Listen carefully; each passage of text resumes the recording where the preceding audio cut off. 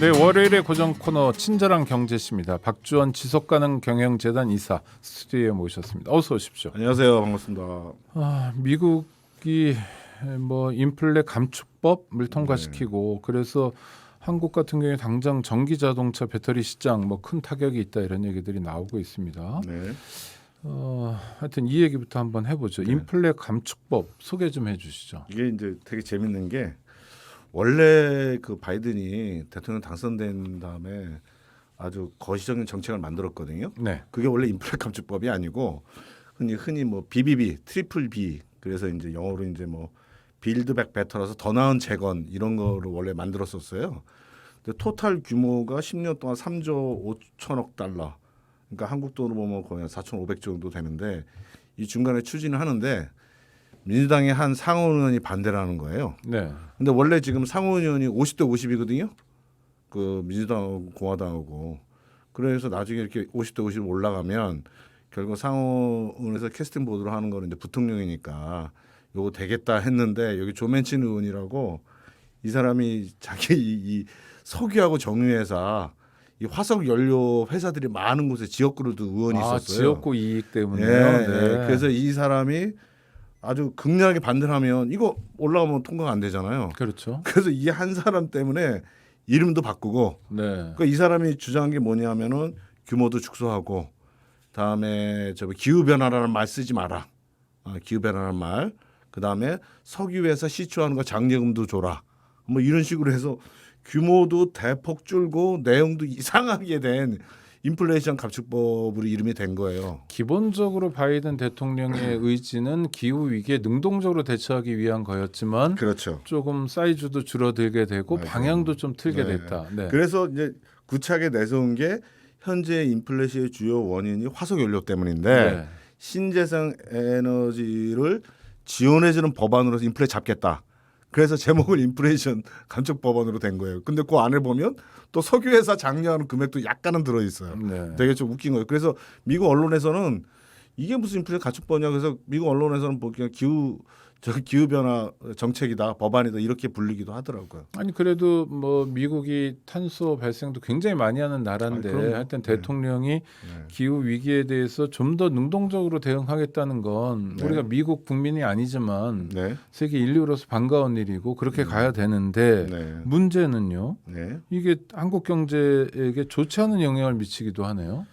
이게 이제 어느 쪽 하나만 딱 그 유리하다 불리하다 말하기 좀 어려운데 네. 지금 기사들이 좀 너무 좀 선정적으로 나오는 거예요. 그렇습니까? 요새 네. 가장 언론에서 많이 나오는 게 저거잖아요. 그 현대자동차. 정의선 회장 뒤통수 맞았나? 네네. 13조 투자하기로 하고 네. 그다음에 땡큐 뭐 현대 그다음에 이제 미국의 그렇지, 현대차를 실망시키지 현대자동차에서 않을 미국에 것이다. 투자를 많이 하겠다고 하니까 바이든이 굉장히 좋아하고 아니, 한국 방문해서 따로 만나기도 했죠. 아니 네. 그러면 땡큐하고 저 미국 현대차를 실망시키지 않겠다 네. 이 얘기했는데 갑자기 이제 이거 나왔는데 맨 처음에 또 딱 까보니 원래 맨 처음에 얘기될 때는 그 전기차 그 할 때 예를 들자면 FTA를 미국하고 맺은 나라는 오케이 그 자기네 나라에서 만들어도 네. 오케이 했었거든요. 자유무역 협정 네. 당사국은 그렇죠. 네. 근데 그거 아셔야 될 게 미국하고 FTA 맺은 나라가 의외로 많지 않습니다. 미국하고. 그렇습니까? 예, 그래서 네. 미국 FTA 맺은 나라가 대부분의 좀 조그만 나라 소국이에요. 그러니까 미국이 FTA 맺어서 자기네가 손해를 안 볼 조그만 나라만 맺었고 그 중에서 등치 좀 큰 나라 중에 하나가 한국이에요. 이유하고 미국 FTA 맺지도 않았습니다. 네네. 그래서 우리는 국경을 맞대고 있는 캐나다, 멕시코 정도가 있는 그렇죠. 거고 중남미하고 큰 나라는 그렇죠. 그거 말고는 파트너들이 네. 다들 그렇죠. 큰 영향을 미치지 않을 만한 작은 나라인데 한국과 자유무역 협정을 맺은 건 큰 나라 중에 이례적이다. 그렇죠. 네. 그런데 그걸 믿고 했었는데 갑자기 이번에 딱 나온 거예요. 무조건 메이드 인 US 전기차만 그 산 사람들 세액 공제 1,000만 원 정도 해주겠다. 이런데 지금 현대차는 원래 그 13조 투자한다고 해서 공장 만드는데 그게 25년도가 그 완공이 목표거든요. 네네. 제품 생산 25년부터 그렇죠. 한다고요? 이거 나온 네. 다음부터 24년으로 했는데 지금 2년 동안 갭이 생기는 거잖아요. 2년 동안. 그렇죠. 그 공장 지금 현대 기아의 전기차는 전량 국내에서 생산돼서 수출하거든요. 네. 그러니까 수출이 못하게 되는 게 하나가 이제 문제이고 그다음에 이제 두 번째는 지금 그래서 국회의원들 뭐 날라가고 뭐 이렇게 뭐 한국에서 뭐 FTA 뭐 제속감이다 막 이렇게 나오잖아요. 실제로 제소하지는 못할 것 같은데 지금 이제 세계 무역기구가 거의 뭐 유명무실화 되어 있는 상태거든요. 그 제소해봤자 의미도 좀 없을 것 같고 만약에 EU가 제소하면 같이 묻어서 제소하면 조금 의미는 있겠지만. 근데 미국 소비자들 입장에서도 1,000만 원 정도의 감세라면, 그것도 세액공제잖아요. 그러니까 그렇다면 뭐 굳이 한국 차가 그 이상으로 정말 어마어마한 기능을 갖고 있지 않은 한 탈 이유 선택할 이유 별로 없죠. 지금 세계에서 테슬라가 이제 압도적인 1위이고, 네. 그다음에 세계적으로 보면 이제 현대차가 한 5등인데 미국에서는 현대차가 2등이에요. 한 9% 정도 점유율로. 전기차요? 아니면 전기차. 전기차. 그래서 막 올라가고 있었는데 찬물을 확 맞은 거죠. 지금 현재로서 전기차. 근데 이제 전기차는 제가 봤을 때는 지금 뭔가 외교적으로 해서 어떻게 뭐 유예기간을 준다든가 뭐 할 수가 있는데 더 근본적인 거는 전기차의 가장 핵심적인 게 배터리잖아요. 네, 그렇죠. 네, 배터리인데 이 배터리의 시장의 점유율이 중국 배터리가 1등이거든요. 자동차, 전기차에 들어간 배터리를 제일 많이 생산하는 나라가 중국이다. 네, 그다음에 한국이 25% 정도. 네. 근데 시장이 약간 다른데 중국의 배터리는 약간 중저가 배터리고요. 쉽게 얘기하면 우리 핸드폰 충전할 때 핸드폰 바꿀 때 사람들 뭐 기계가 뭐 고장 나는 것보다 오래되면 배터리가 점점 빨리 충전하고 빨리 달잖아요. 네. 그 마찬가지로 우리 한국에서 뭐 저기 LG 에너지 솔루션이나 삼성 SDI나 뭐 우리 한국에서 만드는 것들은 충전을 한 번 하면 오래 가요. 근데 중국 거는 좀 빨리 다는 거죠. 좀 저가인 거죠. 근데 문제는 우리가 뭐 전기차 2년 동안의 그 갭을 미국이 좀 인정해 주더라도 배터리에 들어가는 부품이 있잖아요. 부품, 배터리. 네. 그래서 이제 리튬이나 코발트, 망간 이런 거는 대부분이 중국산인 거예요. 아, 원자재는 또 중국에서 나온다. 그렇죠. 네. 근데 전기차도 지금 문제인데 만약에 배터리의 그 중국산 비율을 2020년도부터 40%부터 해서 2029년까지 중국산 그러니까 모든 부품이 다 빼고 무조건 2029년 100%까지 미국에서 그것도 만들어야 되는 거예요, 부품을. 아니 근데 이게 쉽지가 않죠.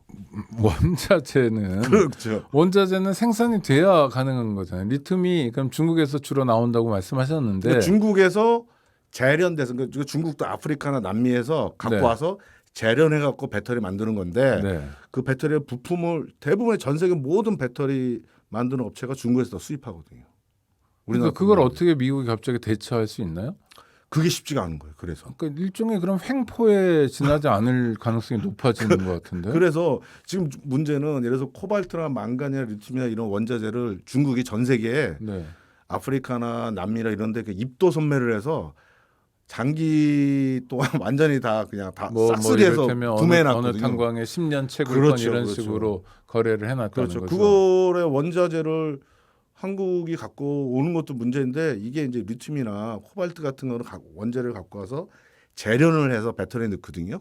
그렇겠죠. 네, 네. 근데 이 재련을 할 때 굉장히 환경적인 위해물질이 많이 나와요. 그래서 중국에서 많이 했던 거예요. 한국에서는 안 하고. 네네. 근데 만약에 한국에서 그 수입해서 한국에서 그걸 한다? 그거 한국에서 허가 안 하죠. 미국도 당연히 허가 안 하고. 그런 좀 어려움들이 있는 거예요. 그런데 그럼 미국에서 이렇게 지금 법률을 통해서 이런 일을 하겠다는 건데 네. 그 정도 이해도 없이 밀어붙이는 건가요? 이건 뭐 어떻게 가는 건가요? 근데 아니면 너무 졸속이어서 그런가요? 법률 자체가? 졸속은 아니고 중간에 약간 안전장치를 해놨는데 네. 그러니까 이제 매년 중국산의 부품의 배터리에 들어가는 비율을 10%씩 올려간다. 29년까지 그렇게 해놓고 또 중간에 그 하나 넣어놓은 게 중국산 수입 오케이. 근데 그것을 다시 미국 내에서 재활용하는 거는 또 인정해주겠다. 그건 어떤 의미? 재활용이란 게 뭐죠? 그 배터리에 들어가는 부품 있잖아요. 네. 그 부분들을 다시 리사이클해서 그것에 들어가는 건 중국산은 인정 안 하고 미국에서 리사이클했으니까 미국 부품으로 인정해주겠다는 거예요. 그러니까 한마디로 얘기하면 그 지금 반도체, 네. 그죠? 전기차 배터리 시장에서도 중국 내쫓겠다 이거예요. 그러려고 하는 거예요. 그래서 한국이나 다른 너네 우군들도 중국의 배터리하고 부품 쓰지 마. 이렇게 되는 거죠. 지금 현재. 그 말로는 한미 동맹을 강화하지만 실제로는 그냥 경제적인 자국 이익만 있는 거네요. 이런 데서 한국 경제의 출구는 어떻게 마련해야 됩니까? 저는 뭐 일단 기업의 사이드에서 할 수 있는 게 있고 네. 국가 사이드에서 할 수 있는 게 한 두 가지 정도 있을 것 같아요.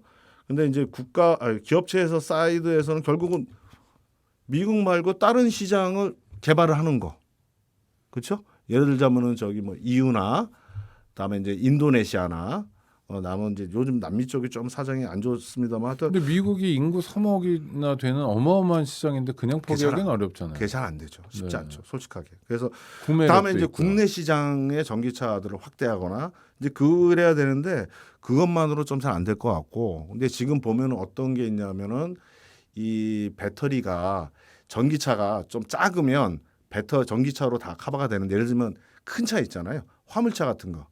화물차 같은 게 전기차가 어렵거든요. 왜냐하면 등치가 크면 클수록 배터리도 엄청나게 커져야 네, 되기 때문에 그런 대형차는 수소로 가요. 그럼 한국에서는 결국 기업들은 전기차를 다른 쪽에서 하고 다음에 수소 시장을 개발하는 거 그게 기업 측에서 할 일이고 다음에 정부 측에서는 모든 총동원 노력들을 해야 되는 거죠. 근데 지금 제가 이제 답답한 게 현재 그 정부에서는 지금 과거 문재인 정부 것들을 다 이제 부정을 하잖아요. 대표적인 게 이제 신재생 에너지 정책. 네네. 그래서 원전으로 다시 돌아간다 이거지 않습니까? 근데 지금 미국이나 근데 이러한 인프라의 갖춤법 비슷한 게 지금 유럽에서도 지금 얘기되고 있거든요. 그러면 전체적으로 그린 관련된 산업에 있어서는 이거는 한 국가의 경쟁력 죽자사자의 문제인데 우리는 원전 뭐 다시 한다고 하지 않습니까? 알겠습니다. 그러니까 우리도 재생에너지 차원에서 국가 전략을 다시 수립하고 맞습니다. 어떤 네. 정권이나 상관없이 우리의 살 길을 찾아가야 된다 이런 말씀인 것 같고요. 그렇죠. 박주원 지속가능 경영재단 이사와의 인터뷰였습니다. 오늘 말씀 감사합니다. 네, 감사합니다.